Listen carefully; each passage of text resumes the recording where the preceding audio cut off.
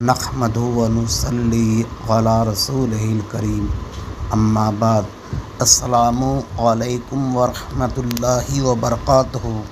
اگر آپ نے اس چینل کو ابھی تک سبسکرائب نہیں کیا ہے تو اسے ضرور سبسکرائب کر لیں۔ علماء کرام فرماتے ہیں کہ اگر صف میں کسی کے بغل میں کوئی بدعقیدہ کھڑا ہو جاتا ہے تو اس کی نماز نہیں ہوگی، کیونکہ بدعقیدہ پر نماز فرض نہیں ہے، اس لیے وہ جگہ صف میں خالی مانا جائے گا۔ اگر آپ بدعقیدہ کو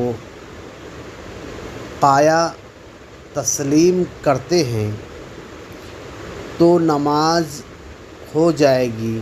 اسی لیے رسول اکرم صلی اللہ علیہ وسلم نے بدعقیدوں یعنی منافقوں کو مسجد النبوی سے باہر نکال دیے تھے۔ ہم کو بھی چاہیے کہ اپنی مسجد کو بدعقیدوں سے پاک رکھیں۔